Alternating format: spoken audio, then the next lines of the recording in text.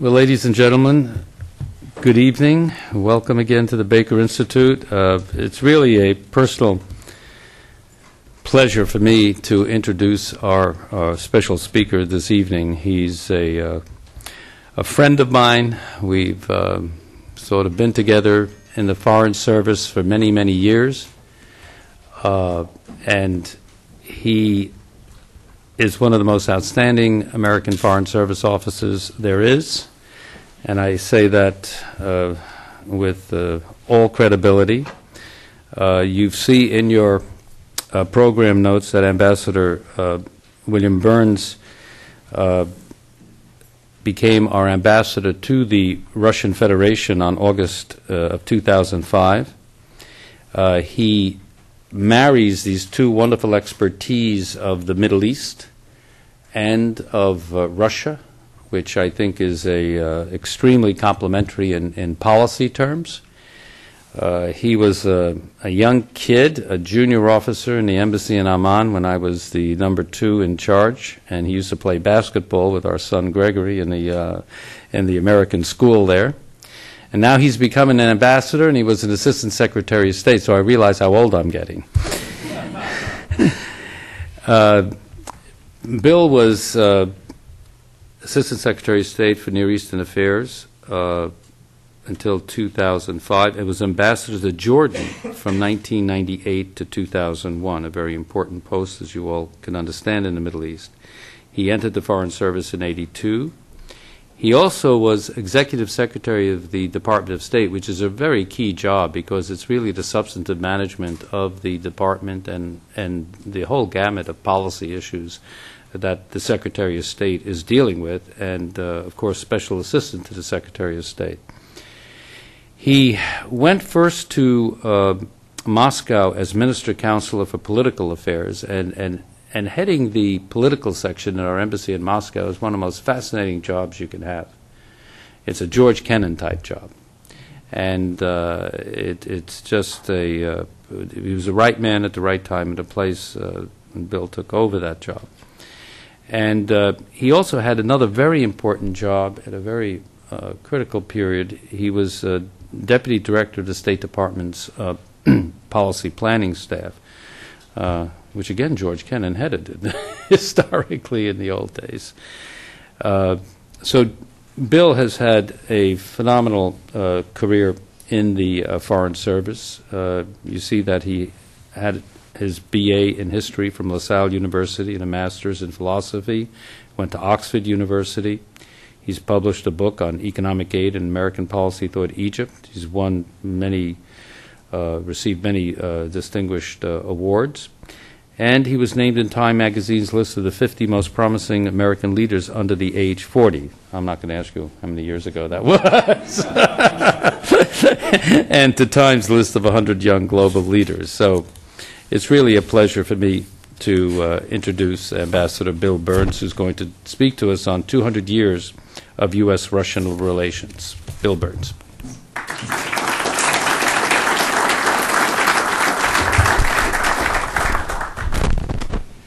Thank you very much, Ed, for that kind and a very generous introduction. I really am honored to be here this evening at the Baker Institute.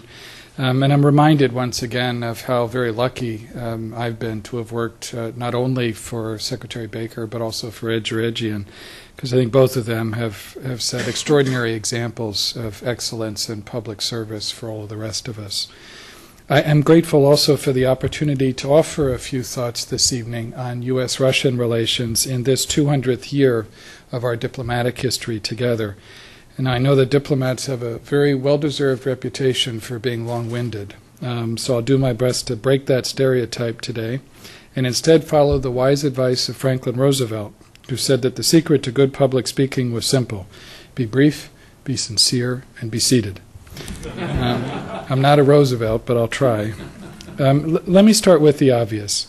This is a moment of considerable frustration and doubt about the relationship between Russia and the United States. You can hear it and feel it every day in both of our capitals.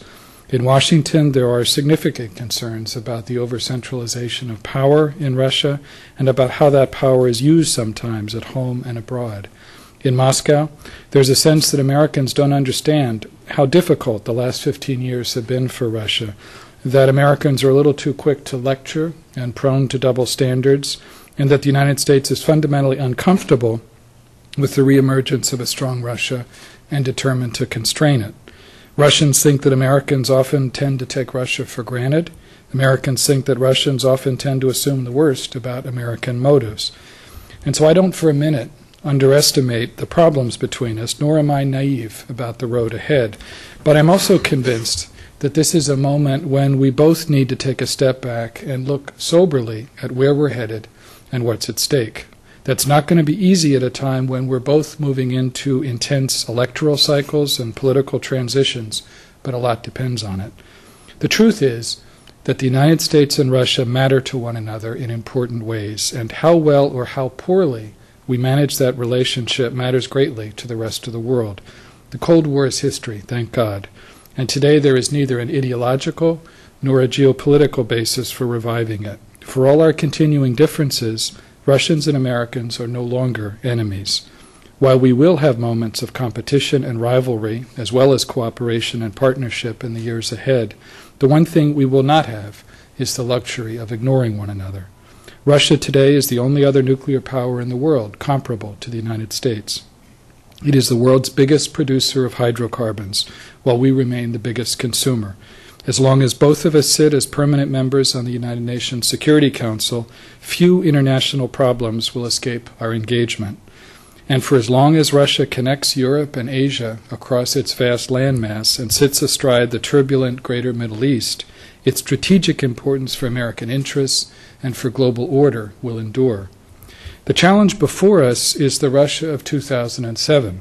Not the economically troubled, diplomatically dependent Russia of 1997 or the strategic adversary of 1987. It's a Russia full of economic potential and diplomatic assertiveness, determined not to be taken for granted, but still very much in the midst of a post-Soviet, post-communist, post-imperial transition whose progress will be uneven and whose ultimate destination will not be clear for a generation. It's a Russia with whom a neat strategic partnership in which we agree on every key issue is not possible today, but with whom a partnership on certain key strategic issues is not only possible, but deeply in both of our interests. So before I try to sketch some of the contours of that kind of partnership, let me first take a brief look at where we've been over the last 2 centuries, and a look at the Russia which is taking shape before us as a new century of relations begins. Russian-American diplomatic relations began on a very high note 200 years ago. Our first ambassador was John Quincy Adams, later Secretary of State and ultimately the 6th President of the United States. And so I guess I stand before you today as a living example of how far standards have slipped.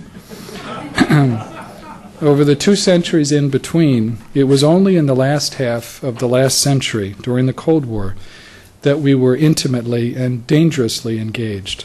Throughout most of the rest of our diplomatic history, we tended to move in our own orbits, respectful of one another's development, each suffering an enemy invasion in 1812, each finally ending the evils of slavery and serfdom in 1862, each enduring the horrors of civil war, and each building powerful frontier traditions as we expanded our reach across whole continents and multiple time zones. And while Russia's history is marked more by its geographic vulnerabilities and America's by its geographic isolation, we both emerged with ambitions and responsibilities as nations reflecting our geographic sweep. Both of us are blessed with immense natural resources, but what sets us apart is our greatest resource, our people. Over the last century, Russians and Americans have been at the forefront of human creativity. Whatever their differences, and despite the terrible cost of totalitarian rule in the Soviet Union, Pasternak and Hemingway, Sakharov and Martin Luther King, Gagarin and Neil Armstrong, Tchaikovsky and Duke Ellington, Microsoft's Bill Gates and Google's Sergey Brin helped define and propel the 20th century. I can't imagine that Americans and Russians won't continue to play a similar role in the decades ahead, a moment in history powered by innovation and the flow of information, in which human success will be measured less in hydrocarbons and metals and more in the intellect and creativity of our citizens. Another of our similarities, ironically, is the diversity of our societies. We're both multi-ethnic, multi-confessional states, and today the United States and Russia have the two biggest immigrant populations in the world. According to the latest Russian census, a Russian citizen can be one of 140 nationalities and 40 ethnic groups, enriched by 150 languages. That a Tatar Muslim and a Ukrainian Orthodox Christian share a Russian passport is appealing to Americans, since our own identity is built on the bloodlines and beliefs of our millions of immigrants. And we both face the huge challenges that come with such diversity, the importance of building tolerance, of fighting chauvinism and xenophobia, of remaining open to immigrants while protecting our security. For most of our diplomatic history before the Cold War, the United States and Russia tended to float in our own separate patterns with few substantial conflicts and relatively infrequent intersections. Then came the profoundly adversarial relationship which dominated world politics for half a century. And now, after an immediate post-Cold War period characterized mainly by Russian weakness and dislocation, comes a new era in which Russia is emerging as a more traditional great power, driven by national interest, sometimes hypersensitive about its role and its prerogatives, and with whom our interests are likely to collide at times and connect at others. The past will be an imperfect guide to this new era, at a time in history when more and more problems, from energy security to the proliferation of weapons of mass destruction, to global terrorism, to infectious diseases, spill beyond the borders of individual states. The Russia that we face in this new era is not the Soviet Union, and it is not the country I left a decade ago after my last tour at our embassy in Moscow, a Russia that was flat on its back economically. It's tempting sometimes to leap to crisp conclusions about this big and complicated society, to reduce its future prospects to headlines like Russia's wrong direction. The Russia I see today produces lots of impressions, but crisp conclusions are rarely among them. The Russia I see today, after 2 years as ambassador and some 40 trips outside Moscow, from Kaliningrad in the west to Chukotka, 11 time zones to the east and 30 miles across the Bering Strait from Alaska, is going in a lot of different directions. Some very troubling, some very promising, and many much too early to tell. On the positive side of the ledger is an economic revival that was simply impossible to imagine in the 1990s. Fueled by soaring energy prices, but also benefiting from a budget discipline that Americans can only envy these days. Economic growth in Russia has averaged 7% over the last 8 years. Russia's trillion-dollar economy is now the 9th largest in the world, bigger than India's and bigger than Brazil's. In the first 6 months of 2007, net private capital inflow into Russia was over $67 billion, more than during the entire first decade after the collapse of the Soviet Union.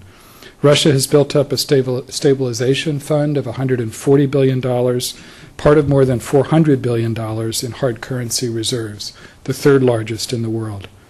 Unlike the Soviet Union, Russians are connected to the world today in powerful ways, and young Russians wake up every day with choices their parents could only dream of. Russia is among the top 10 countries in the world in total number of internet users, ahead of India and Brazil. Russians, some 14 million of them last year alone, are traveling abroad more often and more widely. While the gap between rich and poor is still much too big, the number of Russians living beneath the poverty line has been cut in half over the past decade. Most boats are rising economically across Russia, and real incomes have more than doubled in the Putin era. Most interestingly, a middle class is beginning to emerge, perhaps as much as a quarter of the population. It's not yet the tax-paying, politically engaged, self-aware middle class that has developed over time in other countries, but this well-educated, well-traveled, property-owning class is the beginning of the core constituency for modern economic and political institutions. A growing group of people with a real stake in how decisions are made, how their money is spent, and how the rule of law can protect their equities and those of their children. So that's the good news. The not-so-good news is something that Russians themselves need to face up to, and for which Americans do not have all the answers. And let me stress that I've always thought a little humility is a good thing in offering judgments about a huge and complex society like Russia. We Americans have our share of problems to contend with, and we've made our share of mistakes. I think it was Churchill who once said that the thing he liked most about Americans was that they always do the right thing in the end. It's just that they like to exhaust all the alternatives first. Having said that, it doesn't do anyone any good to gloss over the very real problems that Russia faces today. Corruption is among the worst of these dilemmas. It has a corrosive effect on rule of law, crippling law enforcement and judicial independence. State control of most of the electronic media and pressures against freedom of expression and civil society are growing problems. Demographic decline is a serious impediment to Russia's revival. It's obvious that sensible investment in the energy sector and diversification beyond it are keys to Russia's long-term economic success. How do you do that, however, without predictable and transparent rules of the road? How do you protect Russia's greatest resource, its remarkably creative and well-educated people, without investing much more aggressively in education and in improving health care? And how do you do any of that without a healthy civil society to complement the role of government? It's natural that Russians, as well as outsiders, are often transfixed by the who questions. Who is the new prime minister? Who is going to succeed Putin?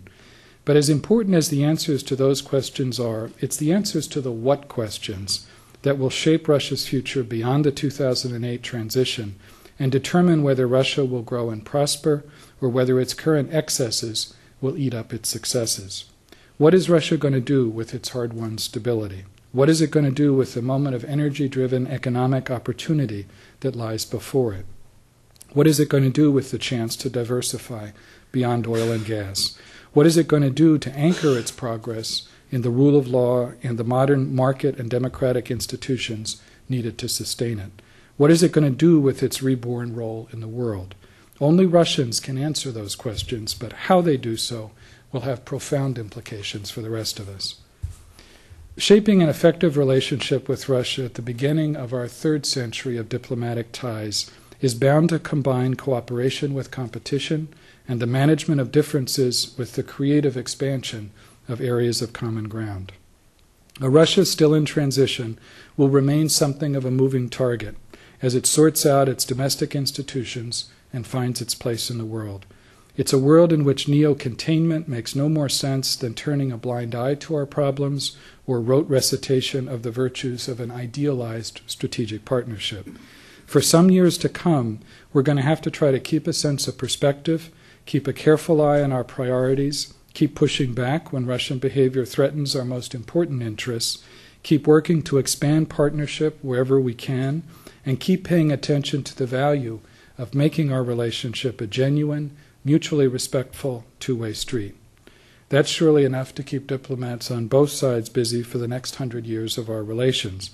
And while the U.S.-Russia relationship is not going to matter in exactly the same way that it did during the Cold War, when the fate of the world literally revolved around it, much of the history of the 21st century is going to depend on how well and how responsibly the two of us pursue a very complicated agenda. To restate the glaringly obvious, as State Department bureaucrats like me are wont to do, let me repeat that we have more than our share of tough issues before us. The United States and Russia have considerable differences over questions like Kosovo, whose future has significant implications for European stability and missile defense and the conventional forces in Europe treaty. None of them are going to be easy, and some of them may cause even greater friction in the months ahead. There are probably going to be other sources of difficulty, too, related to problems in Russia's neighborhood, or perhaps to the question of challenges to the democratic process in Russia itself. But what I'd like to highlight briefly are 5 areas in which I think we can do more together, in which we can demonstrate real leadership to the rest of the world, in which we can serve our own interests, and in which we can provide some ballast to a relationship that is likely to go through some rough waters in the year ahead. First and most crucial is nuclear and global security. Russia and the United States, more than any other countries in the world, continue to have unique capabilities and unique responsibilities in the nuclear field. At their meeting in Kennebunkport, Maine, last July, President Bush and President Putin affirmed their commitment to jointly developing civilian nuclear energy and making it available to developing countries in a way that guards against the dangers of nuclear weapons proliferation. We've initialed a so-called 1-2-3 agreement on civilian nuclear cooperation, and we're on the verge of a new understanding on Russian access to the U.S. uranium market. We've launched an important new global initiative against nuclear terrorism. We're working hard to demonstrate responsibility in the management of our own remaining nuclear arsenals, with negotiations underway on how best to maintain strategic stability and pursue further reductions after the expiration of the START Treaty in 2009. We're heavily focused, as Senator Lugar and former Senator Nunn underscored during their visit to Russia last month, on successful completion of safety and security upgrades at nuclear facilities by the end of 2008. We're working with Russia to try to turn differences over possible missile defense sites in Central Europe into a strategic opportunity for joint early warning and missile defense. And not least, we're cooperating very effectively with our six-party partners on the North Korean nuclear issue, and despite tactical differences, continuing to work together to prevent Iran from developing a nuclear weapons capability. Nothing in our relationship with Russia matters more than how we handle this whole set of security issues. A second priority is economic cooperation. Our bilateral ties are rapidly expanding. American direct investment in Russia increased by more than 50% last year, and 40% of total Russian investments outside Russia in the first half of 2007 went to the United States. ConocoPhillips, with its 20% stake in Lukoil, is a good example of America's role in Russia's energy sector. Boeing, which sold some $6 billion worth of its new 787 Dreamliners to Russia last year, and which benefits enormously from the work of the 1,400 Russian engineers at its Moscow Design Center, is another impressive model. Alcoa, International Paper, Citigroup, Ford, GM, and IBM are only a few of the other major American companies finding considerable new opportunities in Russia.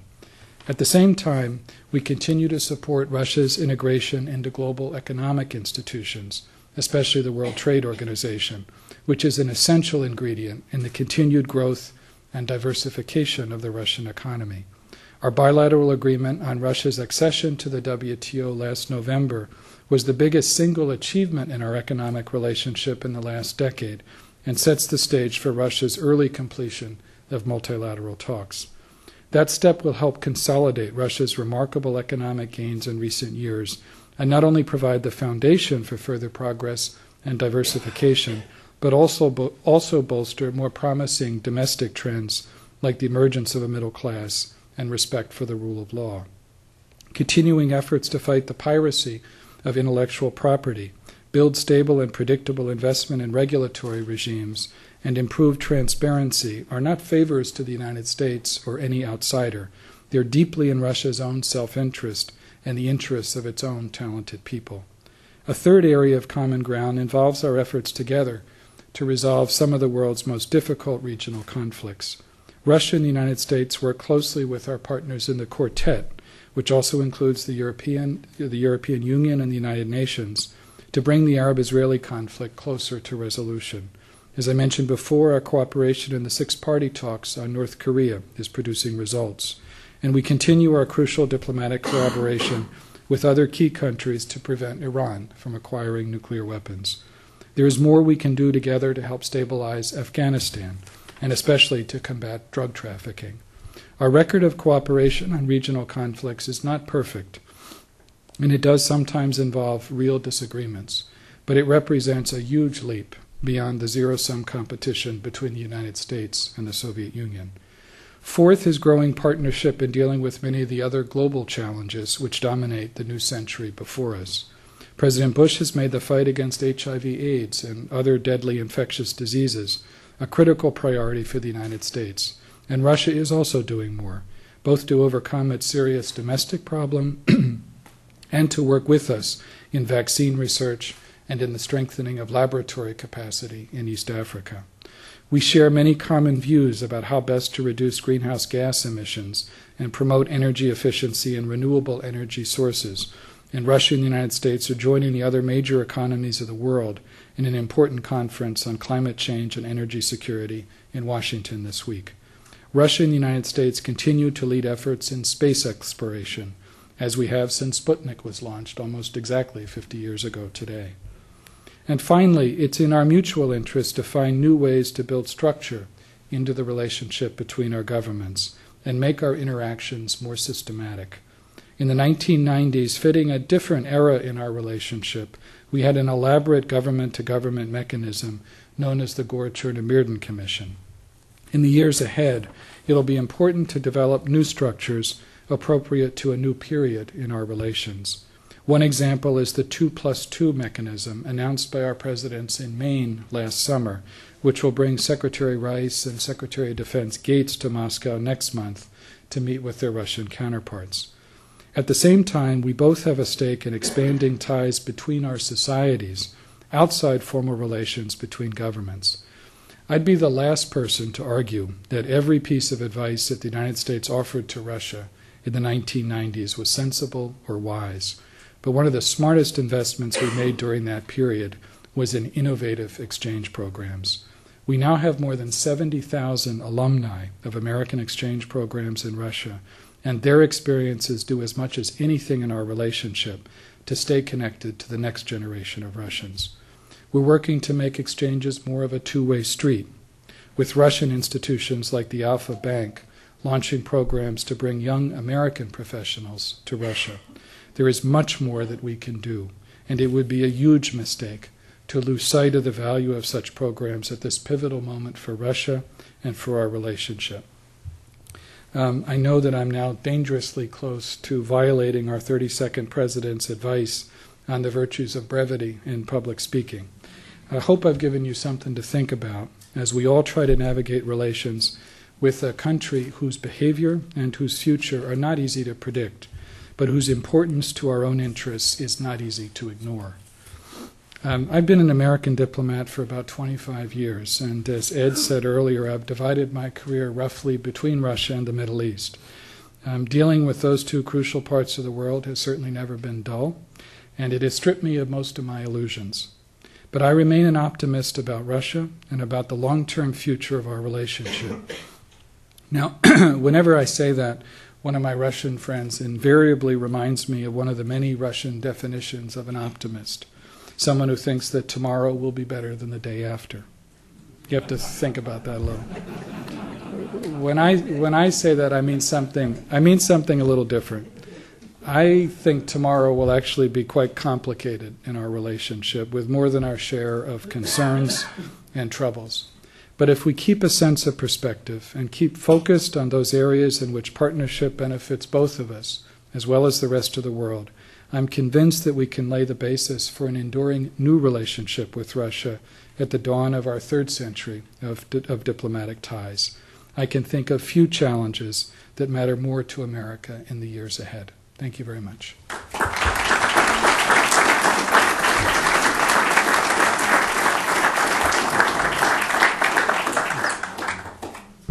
Ambassador Burns is happy to take questions. He knows how to do this, and just raise your hands and speak loudly. Sure. Yeah. What role does NATO hold in the bilateral relationship with Russia today, and especially with regard to the Baltics and their security concerns with Russia? Well, there exists a Russia-NATO Council, which is kind of the mechanism for Russia to interact with NATO states. And it's, I think, proven effective in helping to beat down some of the biggest misunderstandings about what NATO's intentions are, what Russia's intentions are. But having said that, there's a fair amount of skepticism, if not suspiciousness, on the Russian side about NATO's future. Particularly neuralgic for Russians across the political spectrum are possible future questions like the membership of Ukraine in NATO, the membership of Georgia in NATO. So I would be the last person to underestimate the difficulty of those kind of questions, at least in the mind of many, many Russians. But the mechanism that I mentioned before, the Russia-NATO Council, I think is a very useful structure to try to manage some of those questions and some of those concerns. We just need to keep working hard at it. Yes, sir. What do you see with President Putin leaving office? Will it be someone he manages coming in? Will he stay for another term? Do you even want to talk about this? But I like my job, and no, it's a very good question. We look forward to seeing after he's Sure. technically out of office. No, it's a very good question. First, I think President Putin over the last couple of years has been quite consistent in emphasizing that he has no intention of fiddling with the Russian Constitution, which limits presidents to 2 consecutive terms, and that he intends to leave office next spring. And everything he has done and said suggests to me that he means that, which is an important step for Russia and for respect for the Constitution. I honestly have no idea about which particular personality is going to succeed him. But what I do think you're going to continue to see from the point of view of American interests is, in many respects, a continuation of the kind of Russian approach that we've seen over the last couple of years, at least. An approach which blends a determination to modernize the Russian economy, which means integrating into the global economy and also means, I think, expanding opportunities for American business. It means a political system in which there's still likely to be a number of significant constraints on political expression. And I think it means a Russian foreign policy which is going to be assertive, which is going to place great emphasis on not taking Russia's interests for granted in its own neighborhood, but more widely. And I just think that's the reality, as I was saying in my remarks, that we need to take into account and with which we have to deal. And as I said, I think there are lots of ways in which we can expand some of the areas of common ground that I mentioned, even if we're also going to have to deal with frictions and differences, some of them significant ones. Yes, sir. What do you visualize evolving in Russian-Chinese relations and its impact on U.S.-Russian relations? Thank you. It's a very good question. Because I think if you take a step back, certainly today in Russian-Chinese relations, there's a significant Russian interest in selling energy to China, given the thirst in China for sources of energy. Russia sells weaponry to China. Russia and China have made common cause to some extent in Central Asia in recent years. But if you take a step back, too, from Russia's point of view, the emergence of China as an increasingly global power, not just an economic power, has profound implications, just as it does for us. I mean, the reality is there are only about 15 million Russians living east of the Urals, in all of Siberia and all of the Far East. And those 15 million Russians are sitting on just about everything in the periodic table of elements in very large quantities. 25% of the world's forests are in Russia. And they're looking across a very long border at 1.5 billion Chinese. Now, I don't recite those statistics to suggest some kind of a strategic or security challenge, but China and its emergence matter enormously to both Russia and the United States. And I think there's more that we can do together with China, with Japan, with South Korea, not only in the six-party talks, as important as they are, but in looking at ways in which we can use that cooperation as a foundation for broader cooperation in Northeast Asia, so that China's emergence is going to be a stable one. And as one of the former deputy secretaries of state put it a couple of years ago, that China develops more of an interest in being a responsible stakeholder in the international system. That's in our interest, that's in Russia's interest. So I think there's more we can do together on that. Yes, sir. I was surprised to hear you say twice that one of the areas of cooperation was when denying nuclear weapons to Iran. What are Russia's objectives toward Iran, and how do they intend to achieve them? Well, and yeah, I mean, every time I said an area of cooperation, I also acknowledge the tactical differences which exist now, and sometimes those tactical differences can be significant ones. I don't think you need to convince the Russian leadership, or that the Russian leadership needs to be convinced that it's a very bad idea for this Iranian regime to acquire nuclear weapons. The Russian leadership, like many of the rest of us, doesn't particularly like all the options which exist out there because it's very difficult to bring enough pressure to bear on the Iranians to make a dent in their thinking.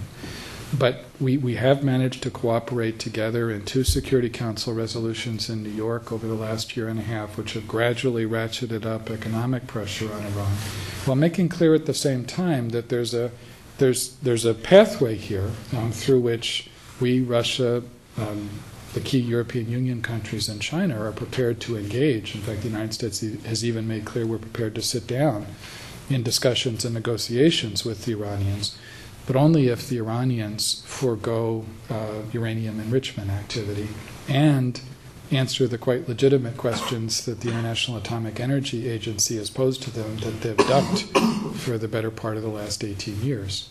So I think Russian-American cooperation, Russian cooperation with all of the parties, the permanent members of the Security Council, is very important. I do not think the road toward a 3rd resolution is going to be a neat or easy one, but I think it's very important for us to try and, assuming that the Iranians are not going to live up to their obligations, are not going to respond constructively to what the Security Council has laid out.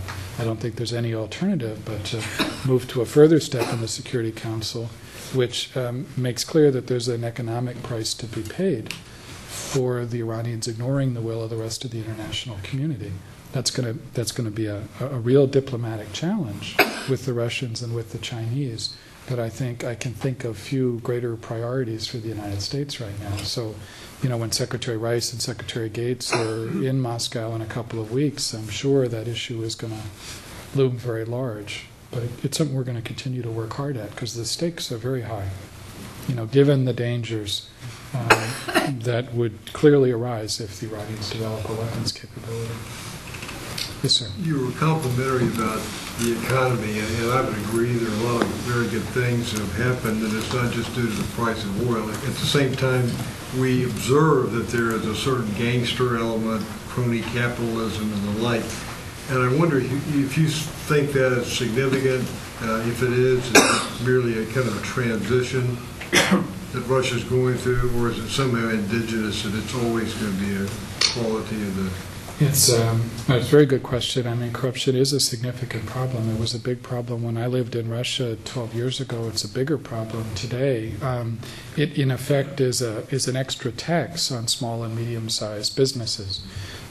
Some of the effects of it are camouflaged right now with energy prices so high. But it is a challenge, and the Russian leadership, President Putin himself, has acknowledged this. It's not like they're oblivious to it. But it is a challenge that has to be addressed. It's not going to be easy to it. Just as you suggested, the roots of corruption in one form or another go very deep in Russian history, well before the Soviet period.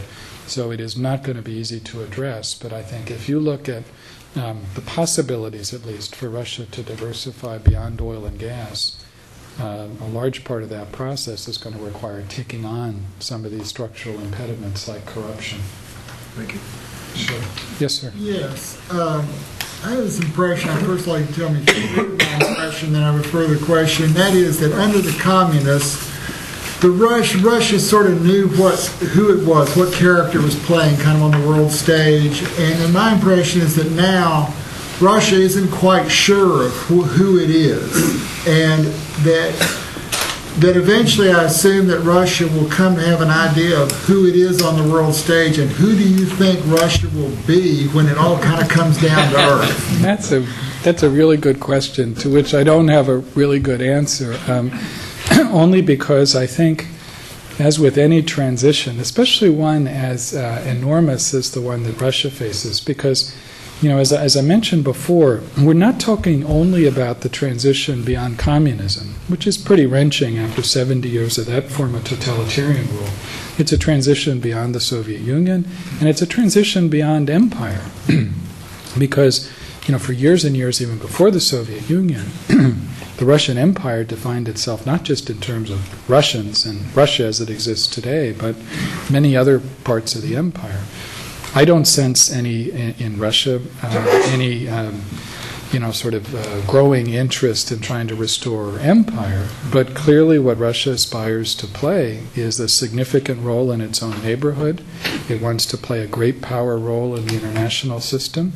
After 15 years of being very down on its luck, it's understandable in some ways that there should be sometimes almost a hypersensitivity about its interests being taken into account. That's not something we necessarily have to indulge, but at least we have to understand it. So I think it's hard to say today what the answer to that question is going to be. It seems to me that what's emerging is a Russia which is going to be driven by national interest, not by ideology and the way the Soviet Union was driven, but by national interest. And as with our relations with many great powers around the world over history, sometimes our interests are going to coincide, and there's a lot we can do together, and I hope that turns out to be the case. And sometimes they're not, and we're just going to have to manage those differences as best we can. But certainly this is a period where Russians are in their interest in reasserting themselves, are also struggling with the notion of Russian national identity. Yes, ma'am. You mentioned in your remarks some of the mistakes that American policy made towards Russia in the 1990s. And I'm wondering if, looking forward, if you could envision what the United States can do to ameliorate some of the suspicion and skepticism among Russian citizens about American motives. Well, that's a good question that doesn't apply just to Russians sometimes. I think with, I guess I just offer my own view. I think with Russians, in part because of the history of our relationship, in part because of the sensitivities that Russians have today about us and about their own role in the world, tone does matter. And so they're particularly sensitive and particularly turned off, or at least they contain their enthusiasm for American preaching, what they see to be American preaching and preaching. And so trying to focus our concerns, which it's not in our interest to ignore them, but try to focus them on practical questions like corruption I mentioned before. Rather than just sort of shaking our fingers about the problem of corruption and about institution building, you just look practically any place in the world, and I defy anybody to show me an example of a place in the world where corruption was effectively dealt with without a more or less independent judicial system and a more or less independent media to hold people accountable. So you have practical problems that Russian society faces, and those institutions, which you don't create overnight, but they provide an important part of the practical answer. And again, that's not a favor to Americans. That's not a function of, American lecturing. It's just the reality. I think the same is true if you look at Russia's economic growth. The more Russian companies play by the rules, whether it's in the energy sector or any place else, the more money you can make.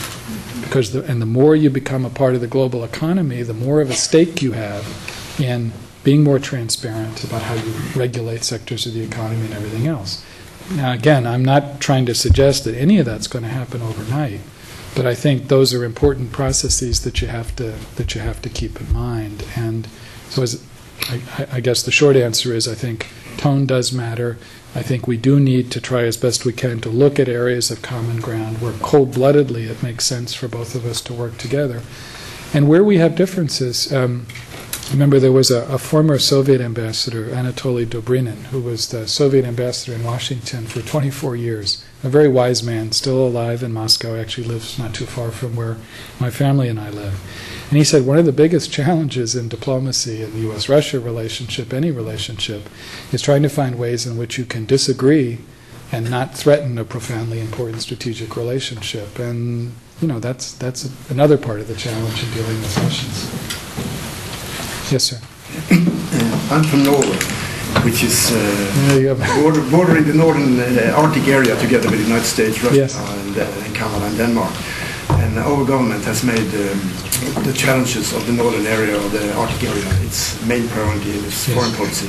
And we want to create attention about this. We haven't succeeded very much since you didn't mention it. But could you just tell me, do you see any challenges in your relation with Russia in this Arctic region? Well, what's certainly attracted a lot of attention recently with Russian polar expeditions and everything else. And it's interesting, too, that it's kind of revived interest in the U.S. Senate and in the administration as well in the Law of the Sea Treaty, which has been kind of sitting for a long time. So, and I think ultimately it's only, I'm no expert on that issue, but ultimately the kind of questions that have been raised about various kinds of claims to the Arctic regions, and especially claims to mineral resources there, can only be settled, through international legal mechanisms, and particularly those laid out in the Law of the Sea Treaty. So, the Russians, with a lot of fanfare, had their expedition. The Canadians and the Danes and others have certainly not been shy about expressing their opinions too. But I think this is one of those cases where, international law and using a treaty-based mechanism to resolve these questions is in everybody's interest, because extracting mineral resources in the Arctic region, again, as you know very well, is going to be extremely complicated and expensive technologically. The environmental implications of what happens in the Arctic regions, and especially now that the Northwest Passage, for the first time in human history, or at least recorded history, may be accessible to people.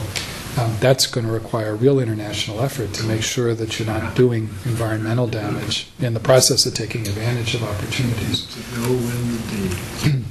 Yes, sir. One quick question. What is the Russian perception of the issues or risks associated with global warming? You talk about the Northwest Passage opening up. Is this something that registers in Russian political discourse? It registers to some extent. I'll give you one example. The Russians are in the process of building a massive energy pipeline from west to east, and there was a number of local environmental groups around Lake Baikal in Siberia raised concerns because the planned path of the pipeline was very close to the shore of the lake, and Lake Baikal contains 20% of the fresh water on Earth. So it's very important environmentally.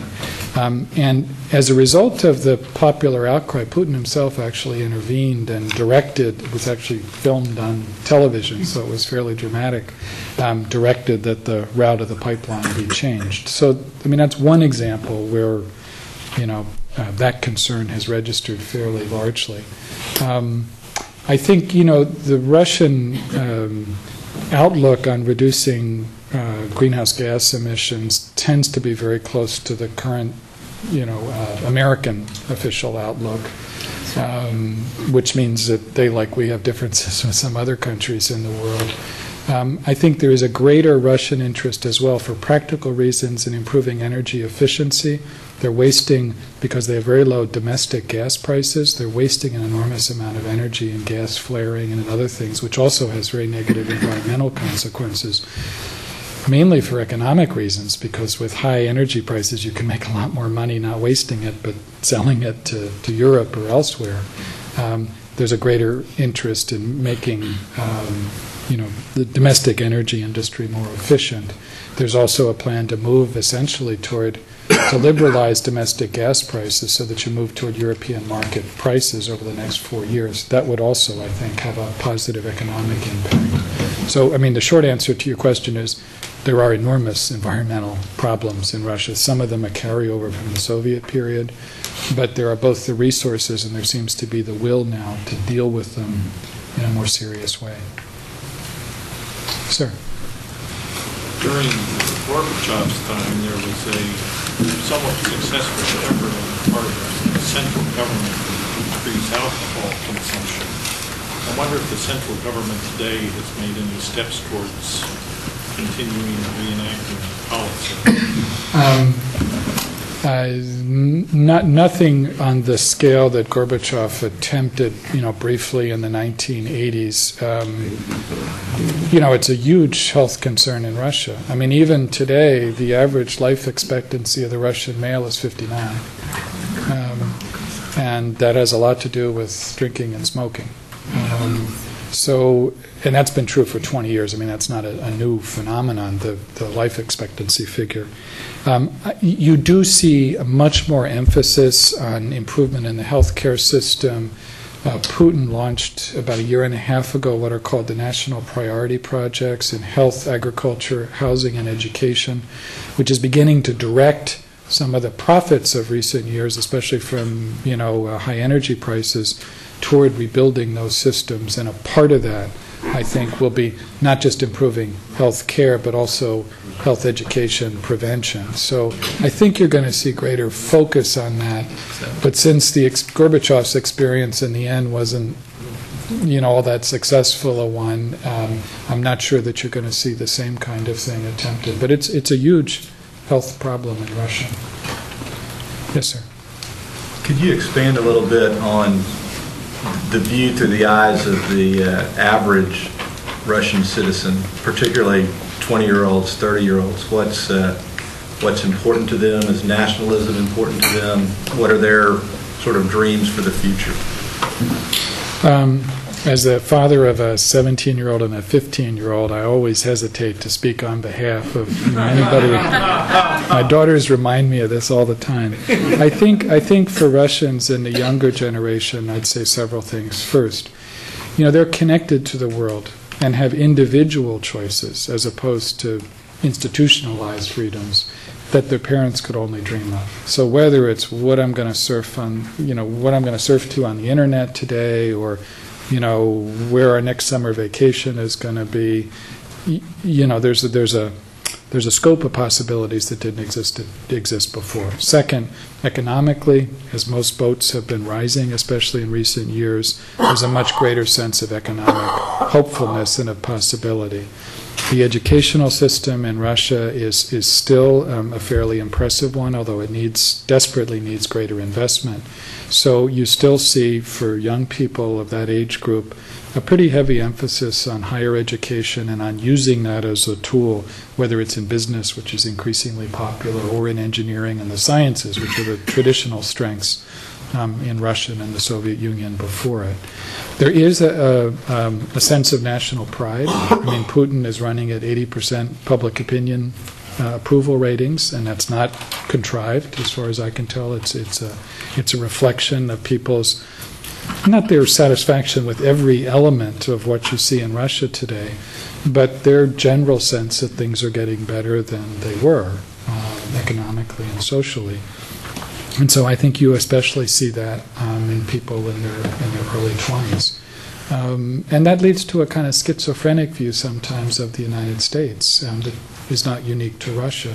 On the one hand, a hostility to aspects of American policy, a hostility to the, what they see to be a kind of American lecturing, but also an attraction to American society. We issued 50% more student visas for young Russians to study in American universities last year than the year before. We had 24,000 young Russians in the States for 3 or 4 months last summer on work travel programs. So, there's a part of American culture, American society that's very appealing, quite apart from what people's attitudes in that generation may be toward American policy or American government.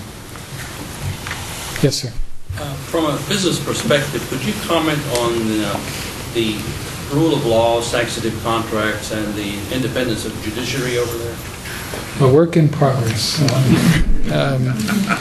You see some, in general, you have a judicial system which, is going to take years to really strengthen and make effective. And, that's something that many thoughtful Russians understand, and they understand the importance of that and are working at, but it's going to take time. You do see some areas where in sort of commercial courts, civil arbitration courts, where, for example, last year, in 80% of cases, it was the citizens who were bringing suit actually won their cases against the government. Now, most of those are relatively small ones, but it's just a small indication of where the judicial system can start to work for people. Now, you have to measure that alongside the Yukos case and, much more dramatic and much more troubling kind of cases as well. But, I'm convinced, as I was saying before, that embedding the rule of law in people's approach to the economy, creating a judicial system which can help ensure some predictability and transparency in enforcing the rules of the road is essential to Russia's continued economic growth. And, there's always a debate about this, whether you look at China's future, Russia's, or anybody else, about whether you can separate the economic system from the political system. And I know I'm going to sound like an economic determinist. Maybe I've been in Russia too long. But I really do think that ultimately you can't put up a barrier between the growth of rule of law as you regulate the economy for the benefit of the citizenry. As you see the emergence of a middle class, I think you're also going to see that same rule of law become more and more embedded in society and in the political system. That doesn't mean it's going to look just like ours, but I do think it's going to become more law-based over time. Sure. Last question. Yes, sir. You mentioned a point about the demographics earlier, and I recently read a projection for demographics in Russia that said by the year 2050, the population of Russia, if nothing has changed, would be about equal to that of Yemen today. Yeah, Yemen would increase a lot, I guess. Yeah. But it's increasing fast, I know. That's going on. It's also going on in the European community and other areas. What do you see as the impact of that on Russia's role in the world along with the United States? That's a very good question, and as profound a challenge as any that Russia faces, I think, the next 4 or 5 decades. First, I'm not sure, I buy the most dire of the predictions that are made. But the truth is, Russia has been losing, on average, almost 700,000 people a year in terms of its population over the last decade or so. Now, the rate of population decline seems to have slowed over the last year or so. So it was a good bit less than 700,000 that were lost. Death rates versus birth rates. There seems to be the beginnings of an increase in birth rates. That would be logical because I think as there's a greater sense of economic hopefulness, as the healthcare system begins to improve, I think you will see birth rates rise and death rates decline. Having said that, what you're still talking about is a real demographic challenge over time, whether it's in Siberia and the Far East, as I mentioned before, or simply in finding the kind of skilled labor force to fuel all the economic potential that's there. So that poses, in a funny way, some of the same kind of problems with regard to immigration that our own society faces right now. You go around Moscow, in which there are probably, more construction cranes than in any city in the world outside Shanghai. And all the people doing construction work are not Russian citizens, by and large. They're people who come from Central Asia or the Caucasus to find work and find jobs. So that's going to be a real challenge, for Russians, just as it will be for us. Immigration, balancing security against the labor needs of a society. So, I think demography is going to continue to be one of the real questions that Russians are going to have to wrestle with for a long time to come, long past the current leadership. Thank you very much. Thank you all very much.